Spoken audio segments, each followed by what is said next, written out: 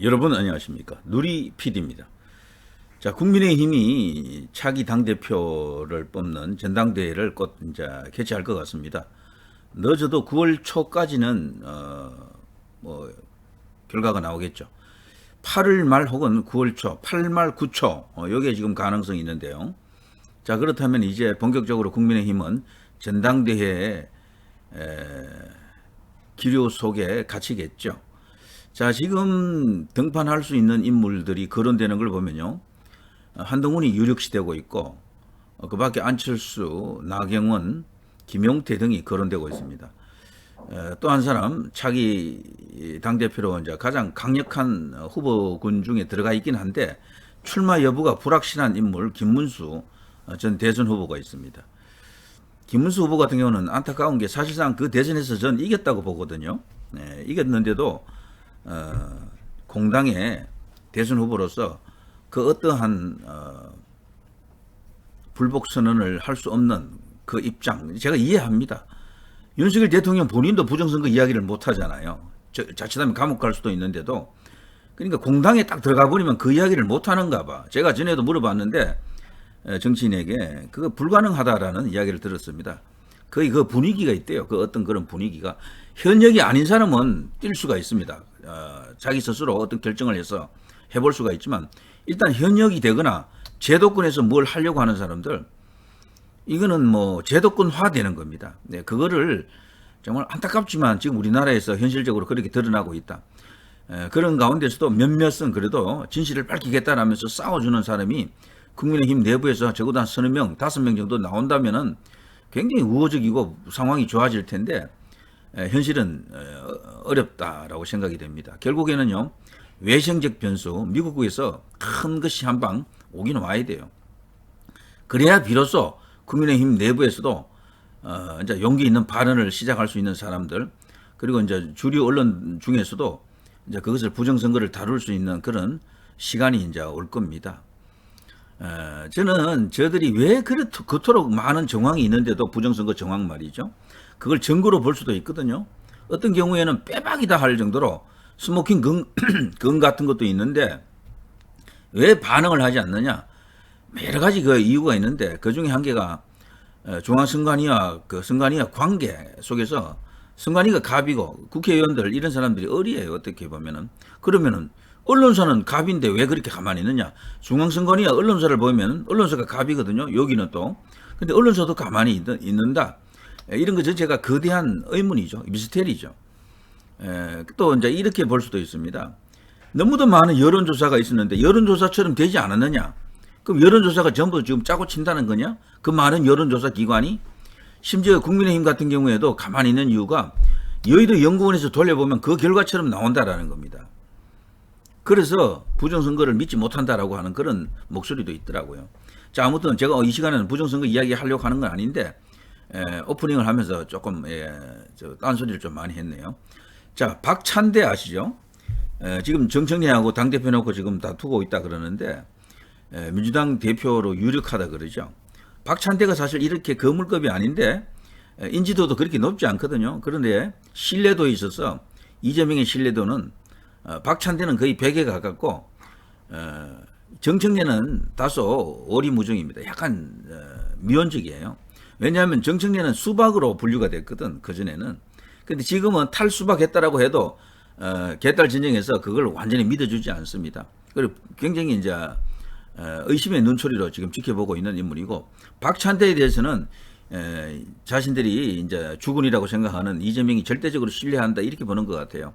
그러나 일각에서는요, 그 박찬대조차도 사실은 숨은 수박이다 이렇게 말이 있긴 합니다. 그거는 개딸들 일부 중에 이제 그런 말을 하는 거죠. 자, 우리가 지금 상대해야 될 저 세력은 그야말로 막강 그 자체입니다. 와, 국회를 저렇게 압도적으로 장악하고 있고 거기다 대통령까지 상권 분립인데 상권을 다 쥐었죠. 지금 법원도 넘어갔다고 봐야죠. 헌법재판소 넘어갔죠. 중앙선관위는 아무리 봐도 이쪽 편은 아니고 저쪽 편 같잖아요. 그러니까 모든 걸 다 쥐어버린 거야. 국가기관 전체를 다 가져갔다고. 저런 거대 세력을 상대로 싸운다라는 게 그나마 할 수 있는 것은 국민 여론을 등에 업고 싸우는 것밖에 없는데 그걸로는 쉽지 않죠, 사실은. 그런데 주요 언론들 그중에서도 이제 보수 언론으로 불리는 조중동 같은 이런 데서 같이 합세를 해주면은 그 이제 큰 싸움에서 이제 이길 수도 있는 어떤 그런 희망이 생길 텐데 아무튼 현실은 좀 암담합니다. 암울합니다. 그렇지만 이걸로 그냥 끝낼 수가 없습니다. 끝까지 가봐야 됩니다. 끝나야 끝입니다. 끝나기 전엔 끝이 아니다. 이런 요기베라 전 뉴욕 양키스 야구 선수 요기베라의 그 말을 떠올리면서 오늘도 계속해서 나갈 수밖에 없습니다. 자, 박찬대가 최근에 유튜브 방송에 나가서 했던 말을 한번 들어보고 나가겠습니다. 18개의 상임위 중에서 민주당이 몇 개를 가져오고 몇 개를 저쪽으로 줄 그렇죠. 것인가. 저는 18개 다 가져와야 된다 이렇게 생각했습니다. 와, 좋은데요. 시원시원한데요. 18개를 다 가져오지 못한다면 11개를 어떻게 구성할 것인가. 국회의장도 우리가 했지만 법사위원장도 운영위원장도 과방위원장도 문체위원장도 그래서 국회 운영 그다음에 최종 상원 역할을 하고 있는 법사위 네. 그다음에 우리 방송 장악을 저지하기 위한 과방위 그다음에 보수 언론들을 적절하게 대응할 수 있는 문체위까지 우리가 기본적으로 이거는 확보해야겠다. 겉으로 보면은 제가 좀 말랑말랑하게 생겼지만 맞아요, 맞아요. 그 속에 송곳이 있었죠. 제가 원래 야멸찬대입니다. 네. 맞아. 저게 이제 현재 좌파 최대 채널이죠. 김어준을 능가한다고 하죠. 저기 채널 이름은 제가 말하지 않겠습니다. 저기는 완전 오락처럼 재밌게 하는 걸 모토로 하는 좌파 채널인데요. 우파에도 저런 채널이 좀 생겼으면 좋겠습니다. 이건 기업형 채널에서 할 수 있는 건데 우리같이 이렇게 1인 미디어가 할 수 있는 건 아니고요. 저는 가로세로 연구소가 참 안타깝습니다. 사실 저런 식으로 나갔어야 되는데 뭔가 재밌으면서도 딱딱하지 않으면서도 뭔가 젊은 층이 호흡할 수 있는 볼 수 있는 그런 채널로 가면서 정치 시사에 집중을 했어야 되는데 가로세로 연구소는 강용석 소장이 있을 때 그때가 전성기였던 것 같습니다. 계속 그런 식으로 나갔으면은 굉장히 큰 어떤 울림이 있었을 것 같고 큰 진지를 구축했을 것 같은데요. 지금 저런 식의 방송을 해주는 데가 우파에서는 거의 없잖아요, 솔직히. 거의 없는 게 아니라 없습니다, 사실상. 없는데, 그러니까 지금 젊은 층과 호흡이 안 되는 이유도 그런 데 있는 것 같아요.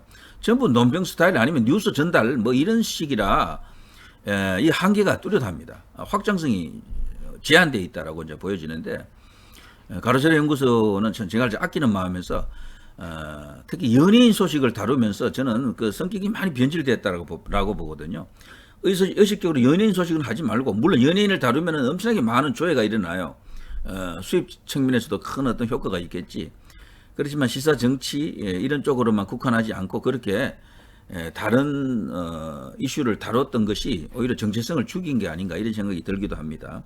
자, 아무튼 가로세로 연구소가 다시 그 옛날처럼 큰 어떤 영향력을 갖기를 바랍니다. 자, 박찬대 저런 어떤 괴물이죠. 이재명도 괴물, 저기도 괴물입니다. 정청래도 괴물이고요. 저런 괴물을 상대하자면은 여기는 더 힘센 괴물을 이길 수 있는 어떤 그런 존재가 되어야 되잖아요.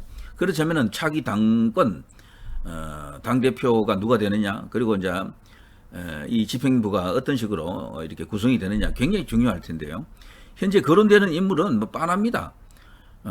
김문수, 뭐 한동훈, 나경원, 안철수, 김용태도 거론되는 것 같아요.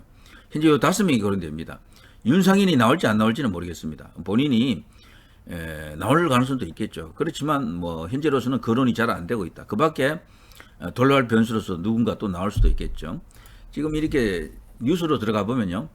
김재원, 김문수의 이제 채권처럼 되어 있죠. 지금은. 김문수 당 쇄신 이후에 출마를 판단해라. 출마하라는 이야기죠. 후보 초대는 어렵다. 제가 그랬잖아요. 처음부터 김문수 전 대선 후보 같은 경우는 아마 추대를 원할 것이다. 그래서 추대 프레임을 지금 밟고 있다. 그래서 전당대회에 나오라고 하는 것은 나를 쓰레기장으로 지금 나오라고 하는 것이다라고 하는 그런 다소 과격한 발언까지 했었고요. 그리고 출마 안 한다는 이야기를 벌써 여러 번 했습니다. 4번인가에 한 것 같아요. 자, 이렇게 되면 출마 진짜 안 할 수도 있어요. 이 김문수 이분은. 지금 여기 출마하자면 또 들어가는 비용도 많고 뭐 여러 가지 어떤 뭐 교통 정리를 해야 될 것이 많습니다. 그리고 자기가 대선 후보였기 때문에 자기를 정말 자기 일처럼 이렇게 도왔던 안철수, 뭐 김용태 이들과 또 경쟁해야 되는 그런 관계가 되잖아요. 그리고 그 나경원도 마찬가지고요. 정말 열심히 도왔습니다. 이런 사람과 싸운다는 게 또 말이 안 돼. 그래서 김문수 후보 같은 경우는요, 어쩌면은 출마 못할지도 몰라요. 출마 못할지도. 그런데 이것은 가능성이고 또 다른 의미에서는 김문수가 또 나올 수도 있겠죠. 만일에 김문수가 나가지 않으면은 한동훈이 당대표 된다. 이렇게 되면은 김문수가 나올 가능성도 있어요. 자, 그런 여러 가지 가능성을 놓고 한번, 여기 헤드라인만 한번 읽어보겠습니다. 김문수, 한동훈, 안철수 당대표 경쟁 돌입, 김용태도 도전한다. 네이터, 한동훈 2 대통령 나토 불참에 피한다고 피해지지 않는다. 요즘 한동훈이 1일 1언을 쏟아내고 있더군요. 계속해서 이재명을 저격하는 그런 발언을 하고 있는데 이런 것은 뭐 어쨌거나 정치인으로서 잘하는 거죠. 이렇게 해서 자기 스스로 대립각을 이재명과 세우고 그리고 존재감을 갖는 겁니다. 그래 이런 거를 김문수 같은 분이 매일 해야 돼요, 사실. 김문수 같은 사람이 말이죠. 이번에 출마를 하지 않으면 저는 잊혀진다고 봅니다. 벌써 김문수 뉴스가 거의 없어요. 주요 언론에서는 김문수를 다루는 뉴스가 거의 안 나와. 어떤 발언을 하면 조그맣게 나오거든. 그런데 만일에 이번에 출마하지 않으면 그냥 잊혀집니다. 그러니까 김문수 전 대선 후보 같은 경우는 결국 그렇게 되면은요, 자신은 어떤 생각을 갖고 있더라도 그게 무산이 될 거예요. 띄울 수가 없습니다. 그 상황에서는. 우파 유튜버들도 김문수 이야기 지금 거의 안 할 거예요, 요즘은. 그러니까 지금 화제의 중심이 아닌 겁니다.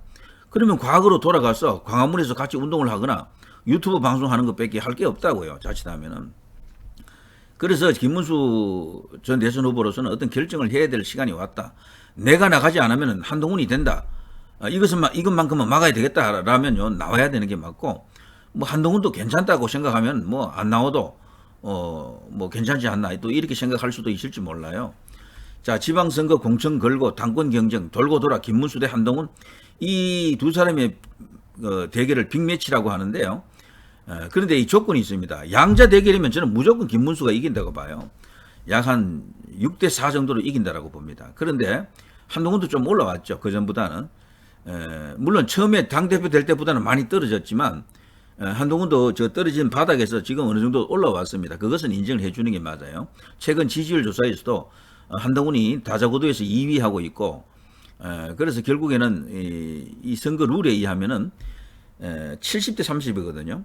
80대 20이거든요. 당신 80. 그리고 여기는 역선택 방지 조항이 들어가는 80이고요. 그리고 일반 여론조사 20 이렇게 되어 있습니다.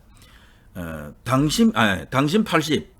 일반 여론조사 20인데 일반 여론조사에서도 이게 이제 역선택 방지 조항이 들어가는 식입니다. 그래서 당심을 쥐고 있는 쪽이 그리고 이제 보수층의 지지율이 높은 쪽이 압도적으로 유리한 룰입니다. 경선 룰이기 때문에 아마 한동훈계에서는요 룰 바꾸자고 나올 겁니다. 그걸 바꾸게 되면은 한동훈 쪽으로 다소 플러스 5 정도 더 들어갈 수가 있어요.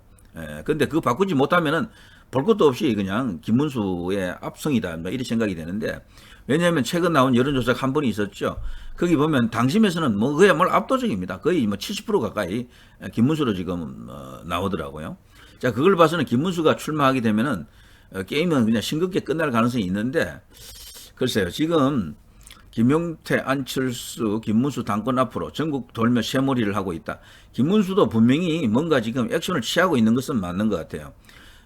추대 가능성을 보면서 상황에 따라서 출마를 하려고 하는 것 같은데, 그런데 여기서 이제 김문수 이분의 이제 그 성정이나 양심으로 봐서는 나경원하고 내가 어떻게 싸울 수 있느냐, 안철수하고 어떻게 싸울 수가 있느냐, 김용태를 내가 비대위원장 만들었는데 김용태하고 어떻게 싸울 수 있겠느냐, 이런 생각에 빠질 가능성이 또 있다라는 거죠. 그럴 경우에는 또 출마 못할 수가 있는 거야. 이런 분들은 양심이 곱잖아요. 그야말로 클린맨, 청년맨 아닙니까? 자, 그걸 저는 걱정하고 있습니다. 자, 그럴 경우에 한동훈을 잡을 수 있는 선수가 거기 있겠느냐? 저는 그때는 진짜 가능성이 정말 초박빙을 다툰다라고 봅니다. 그럼 한동훈의 당대표 가능성이 있는 거지.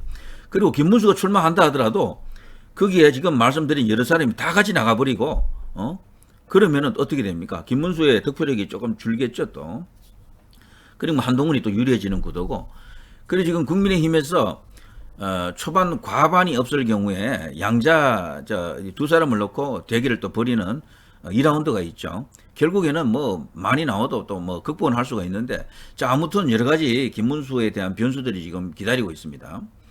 김문수, 나경원, 철수, 한동훈 8월 전대 가능성에 바쁜 행보. 김문수와 한동훈 현장은 이미 격돌 직전. 김문수 계라고 여러분 들어보셨습니까? 김문수 계라고는 없어요. 신 김문수 계가 생기고 있는 중일 수도 있지만 만일에 당대표 도전하게 되면 김문수 계가 만들어집니다. 저는 분명히 이제 그건 확언할 수가 있는데 나이가 좀 있는 분이지만 한 번쯤은 더 도전할 수가 있거든요. 대선에. 근데 이번에 사실 이긴 선거였는데 너무도 안타깝습니다. 너무도 안타까워. 그런데 김문수 후보 본인이 그걸 할 수가 없는 이유가 많을 겁니다. 그걸 하자면요, 어마어마한 500억 정도를 또 돈을 이렇게 내야 된다 하더라고요. 그걸 국민의힘에서 해줄 것 같지도 않고 본인이 그런다고 되는 게 아닌 게 국민의힘에서 그 누구도 나서지 않는데 혼자서 그렇게 튀는 어떤 그런 행동을 할 수가 없겠죠. 왜냐하면 그건 정치권에서도 따라오지 않고 주류 언론도 아무도 호응하지 않는 그런 이슈거든, 그거는. 그래서 김문수란 인물도 과거에 광화문에서 운동할 때 그 김문수와는 좀 다르다. 이제는 대통령이 될 뻔도 했던 그리고 완전 제도권에 유력한 정치인이 되었다, 이렇게 봐야 되는 거죠. 제도권화 되면 좌우지간 부정선거와는 멀어지더라. 트럼프는 그런 면에서 아주 특별한 인물이죠. 저렇게 대통령이 된 인물이 부정선거를 주장하는 경우는 유일합니다. 윤석열 대통령 본인도 부정선거를 명백하게 주장한 적은 없거든요. 다만 그걸 의심하고 있다는 정황이 드러났던 것이지, 김문수도 과거의 발언을 보면은, 행동을 보면은 부정선거를 분명히 의심하고 있었어요. 부정선거에 대한 어떤 개념을 갖고 있는데 정치인이 딱 되니까 이제 그걸 못하는 것이다, 이렇게 보여집니다. 이거는 결국 외생적 변수, 미국에서 어떤 거대한 흐름이 생겨야 되고, 그리고 국내에서 그걸 잘 받아가지고 이슈를 확산시켜야 되는 그런 중차대한 과제가 있는 거죠. 자, 이대로 가게 되면요, 김문수냐 아니냐인데, 김문수가 출마하면 김문수가 출마하지 않으면 한동훈으로 갈 가능성이 굉장히 큽니다. 자, 누리 PD 김준희였습니다.